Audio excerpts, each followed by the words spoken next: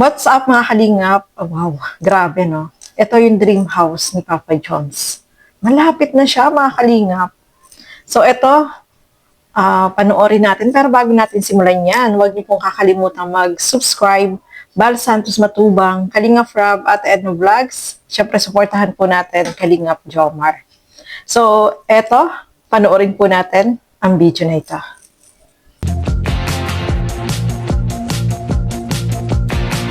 May makasama pala tayong ano dito, nabigla tayo, meron po dito mga supporter. Yun, no? Si Tita Rosemary Catilla from Singapore. Hello po. Oh, okay. I would like you to meet, John. speaking English, sir. Yes, now. Good afternoon. Jomar. This is my idol. Nice meeting you, Sir sir. Andrew Rain. Ay, God bless you. Oh, welcome to It's the John. Philippines, sir. Oh, Sir welcome. John. Yes, Sir John. Oh, your nose. Your nose. Tissue, please. My nose is bleeding, sir. Yeah, they want to visit their house. That's why they're building the yes, house. That yes, belongs sir. to him. That's Oh. my, you can give me for the roof. Nag-solicit. He said, huh? You can donate any amount for their house Yeah. to finish. Maybe 100 sacks of cement. Yeah, I'm just kidding, sir. I know you're a joker. It's so muddy. Yeah, it's very muddy there. You can stay here, sir, because the air is fresh. So fresh. The wind is so fresh. So you're going to... Yes po. Nice meeting you, Sir Jen. I just, lang sa Wala ka bro. Oh my God. Maybe I'll the Google one. Yeah, they want to go and see his house. Yeah, there. my house. To visit It's not and then yet vlog finished. it. Yes Oh, po. everybody was there and watching. Yeah. And you see, Ate Early went there already. Ate Early My English is limited only. Let's go.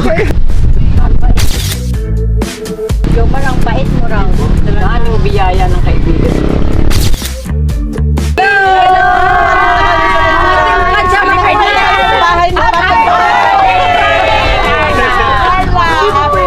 Ano mo talaga dito, bro? Baka di ba bro kasi kasya pa naman din bro yung anong tao. If ever bro na meron tayong kasama bahay or katulong, pwede rin siya dito. Pero hindi naman siya ano, di ba? I mean, di naman parang inapi. Hindi naman. Pwede mo din kasi gawin siyang storage room. Pwede din kasi Storage, tapos pwedeng higaan din. Oh bro. Kaya din kasi din ng tao. Magkano ba yung sahod mo pag sa kasambahay? Kasabay bro? Oo. Ano lang Ako na bro? lang. 2,000 lang per month. 2,000. Nalis na ako. Gano'n dito. So yan po, no, mga kasukay, mga kalingap. Nakakatuwa kasi nung bumisita itong si Papa Joms dito sa kanyang bahay, na pinapagawang bahay, kasama rin na nagsipunta itong mga supporter na talagang yung mga sponsor na nagmamahal dito sa Jump Car. At sobrang saya nila, nagpicture-picture. At syempre, kahit na maputik dun sa lugar, ay pumunta din sila doon, mga kalingap, o di ba? Para lang makita yung pinapagawang mansion ni Papa Joms. So, grabe, no? Nakita natin, mga kalingap, konting ano na lang yan, malapit-lapit na rin sa katotohanan, no? Na, ayan, ang laki ng bahay niya. May 2 kwarto sa taas, may 1 kwarto sa baba. Tapos pagagawan pa niya ng isang maliit na kwarto doon sa may hagdan, no? Balak niya. Tapos yung sala, high ceiling siya. Ganda, no? Ang ganda nung kanyang dream house na pinapagawa, mga kalingap. So, excited na po ba kayo, no?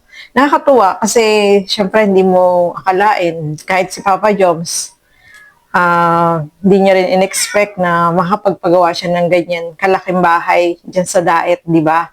So, dahil yan sa simula nung napasok siya dito sa Kalingap, ay talagang malaki yung naitulong at nabago yung kanyang pamumuhay, no? May mga negosyo na din, may chili garlic, meron siyang rent a car, o di ba? Saan ka pa? Grabe si Papa Joms, no? Napaka business-minded. So, nakakatuwa kasi grabe, no? Ang laki nung pinapagawa niya, malaki din ang gastos niyan, for sure, mga kalingap, kasi ang mahal na materyales. Pero, sabi nga niya, gusto daw sana niya na patapos muna yun doon sa baba para lilipat siya. Siguro mas maganda, no? Bago siya lumipat. Yung ano na, talagang tapos na. Kasi pag ganyan na ginagawa pa parang mas maganda talaga tapos na yung bahay. Yung tapos na ang lahat. Kasi pag nabubunga na yan, no, malapit na rin yan, no, mga kalingap. Malagyan ng ano, yung sa taas, may mga ano na nga eh. May kwarto na, no.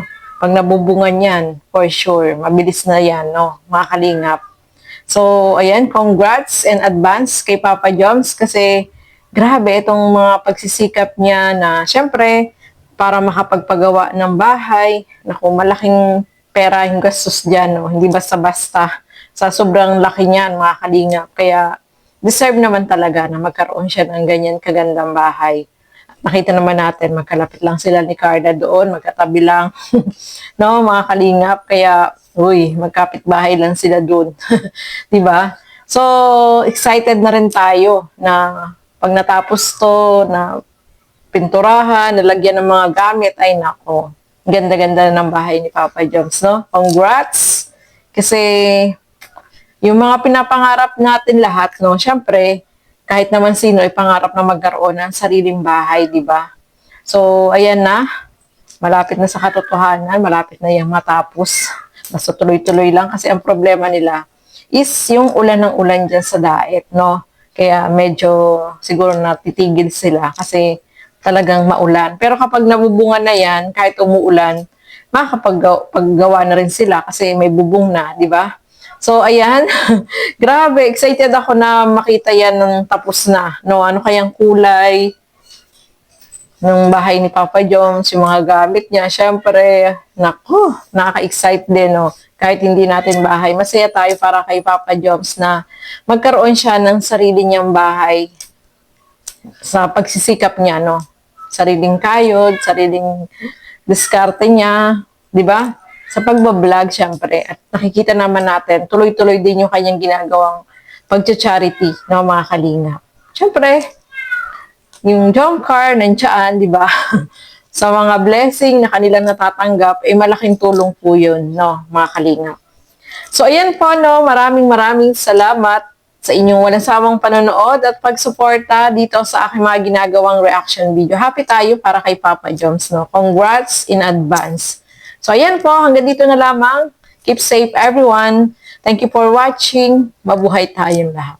Bye-bye!